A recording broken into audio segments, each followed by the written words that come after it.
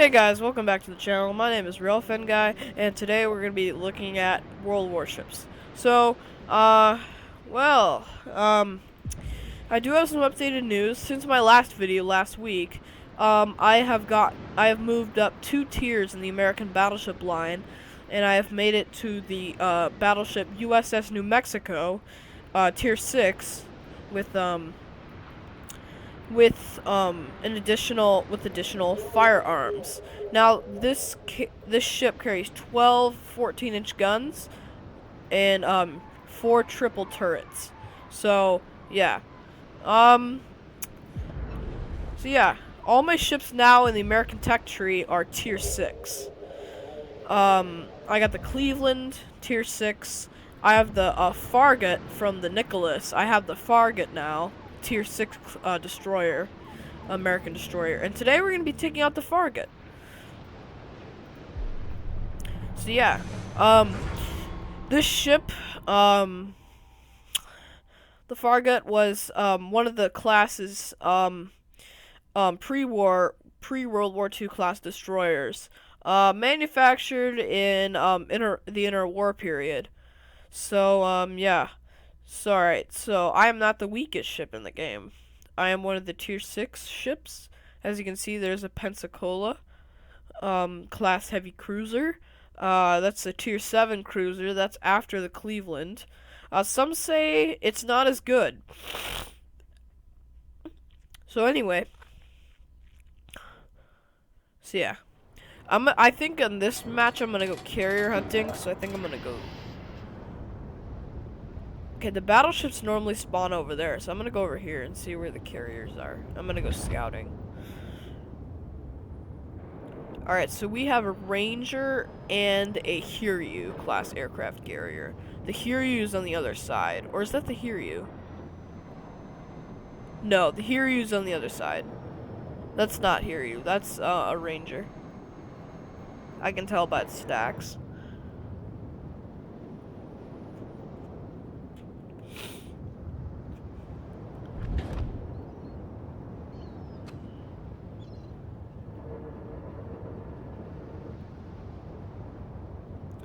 So yeah, this ship comes after the Nicholas. I think it should actually come before the Nicholas. It should be tier 5 because it has the fully upgraded version has less hit points than the Nicholas does. The Nicholas has 13,100 hit points when fully upgraded. This is way less. All right. What kind of fighters are up there? All right, we got Jap fighters. That means the Hiryu is nearby.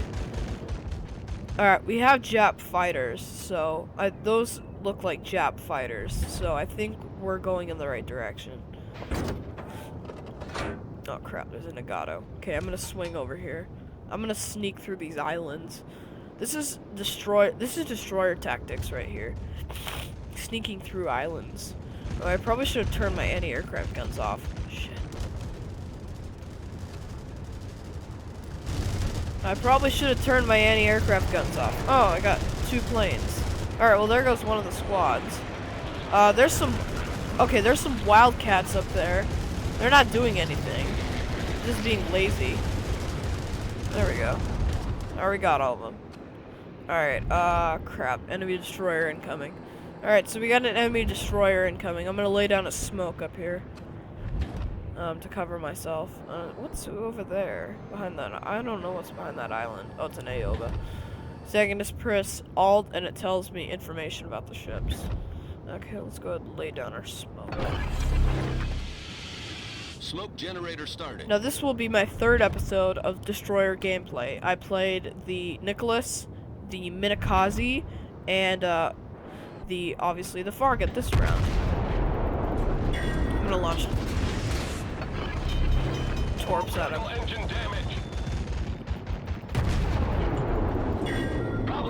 Got his engines again. See, I'm using armor-piercing shells, which are probably the most effective against destroyers, because it disables their one good asset. Alright. Alright, I'm probably not gonna last very long, but I'll talk as soon as I die. I'll talk more about the Farragut. Smoke screen set. And its capabilities. So I'm gonna go Hiryu, because the Hiryu's over there. I'm gonna abandon this battle, and I'm gonna go for the Hiryu. Alright, let's go. Come on. Come on, damage control. There we go. Alright, let's get out of here. Alright, now my engines are back online, so now we can keep going. Problem solved, sir. We're gonna keep steaming. We're gonna steam away from this battle area. Quite a few battleships and some cruisers. Yeah, the Cleveland is the last light cruiser of the American tech tree. From tier 7 to tier 10 is all heavy cruisers. It's the Pensacola, New Orleans, Baltimore heavy cruiser, and the Des Moines.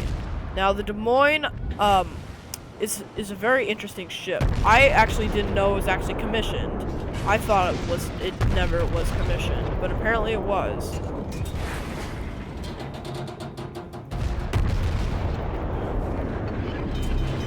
Aw. Alright, well. Alright, I lost to another Farragut, same tier ship. Alright, that's alright. Alright, well now I can talk more about some of the other ships. Some of the other ships I have. So, yeah, let's talk about the New Mexico first. Alright, so the New Mexico is a tier 6 battleship. A very great ship, I must say. Very great, middle tier battleship. If I were to compare it to the Fuso, I think I'd choose the Fuso. It has very good armament, very long range. It has long range artillery. Let's go take a look at the Fuso. I have the Nagato, obviously. Okay, so alright, so the upgraded version of the Fuso, you can have a 21.8 kilometer range. A 21.8 kilometer range with 2, 4, 6, 8, 10, 12. With 12 14-inch guns. Now, this ship has 12. This ship also has 12 14-inch guns.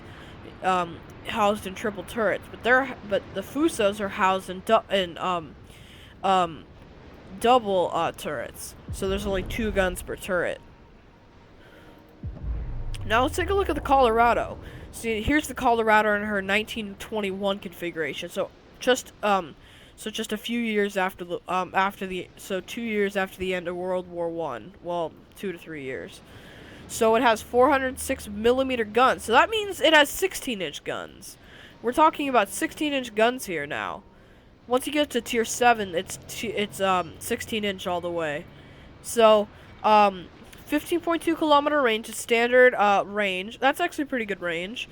And once you get to the Mark 7 Mod 2 fire control systems, you get a 16.7 kilometer range, which is pretty good. The Colorado's 1942 configuration adds 1100 combat capability and adds 33 additional anti-aircraft guns. And then by 1945, it adds up to 56 anti-aircraft guns because of kamikazes. Most of these battleships were produced before. So from tier 3 to tier 7 of the battleship tech tree in America, all the ships were pre-World War I. Well, I mean, were post-World War I, were post-World War I built, or built or commissioned, or built and commissioned before World War I and saw active service in World War I. So, such goes for the New Mexico because of her 1918 configuration.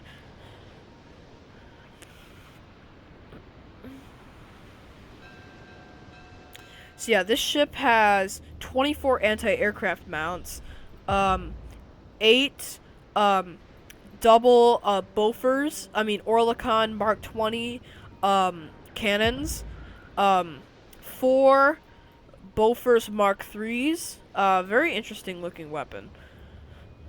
4 Bofors Mark 1s, there's the classic Bofors. There's the Bofors. And then 8 5-inch anti-aircraft dual purpose 5-inch guns. So yeah, I am about, yeah, well, there's only 8 tiers. So I'm halfway down the destroyer's tech tree.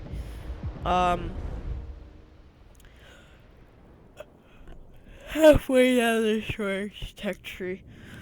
Same goes with the battleships. I'm almost there. But since there's an uneven amount, we'll just call that half. And then carriers wise, I'm pretty much halfway. Once I get to the Ranger, well, it's uneven again. 5. Here's another ship I wanted to show you. The Atlanta-class scout cruiser. Now, this ship is heavily armed. It is very heavily armed.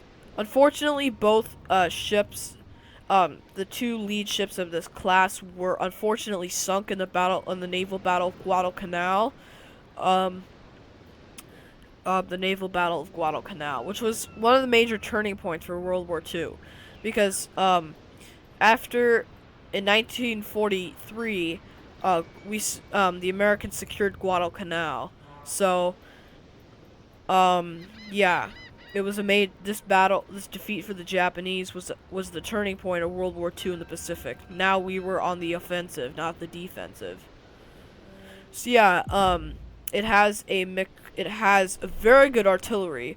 It has 11.1 firing kilometer range, with 8 double.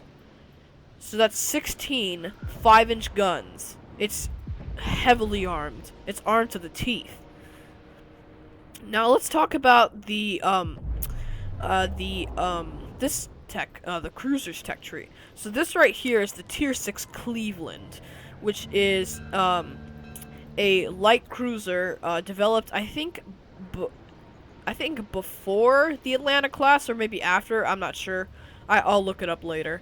But anyway, this is one of the most successful light cruisers of World War II. Some were actually converted to aircraft carriers, as you can see with the Independence-class aircraft carriers. If you look carefully at its hull, it's the exact same thing as the Cleveland, so you can easily see that it's built on the Cleveland hull. It even says right here. It says they were based on Cleveland-class light cruisers that came into existence due to the critical shortage of aviation-capable ships in the U.S. Navy, because the Essex class were being built at that time. So they decided to build a class of light carriers, the Independence, which are light carriers. Now these are escort carriers. This is the Bug, or I don't know how to pronounce it, Boog class aircraft carriers. This was one of the most successful light escort carriers of World War II. Now, its propulsion, not so great. It's only 8,500 horsepower. Now, it only can travel, it's very slow. Only 17 knots maximum speed. Now, when you get to the Independence, it's way faster. 32 knots. Because it has the 100,000 horsepower engine that the Cleveland does. So, now the Cleveland is slightly faster. It's only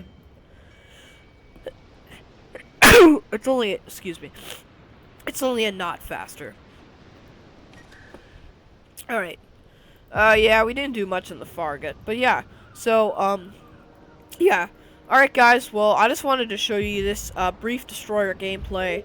And I wanted to talk about some of the things in the American tech tree, including my new New Mexico and my new Cleveland. So yeah, I think in the next episode, I'll be taking out my Cleveland. And then maybe in the next video, and then the video after that, I'll take out my Independence. And then I'll move on and start with, moving up with the Japanese, starting with Aoba and Nagato. So yeah, alright guys, well, I hope you enjoyed this video. Please, leave a like. Tell me what other ships I should play in the comments. Also comment on what you thought of the video, and also what games you want me to see, what games you want to see me play next. So yeah, please do, and please subscribe. I'm almost at 10 subscribers, so I could really use the support. So yeah, thank you guys for watching, and I will see you guys later.